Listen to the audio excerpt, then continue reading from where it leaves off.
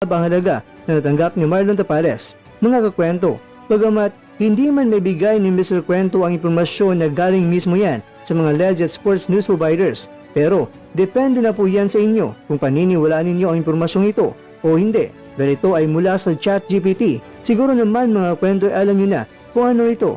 Kaya mga kakwento, base sa impormasyon na ibinakita ng ChatGPT, ang approximate purse money ni Marlon Tapales ay $1.3 million kung naglalaro ito sa halagang 76 million pesos.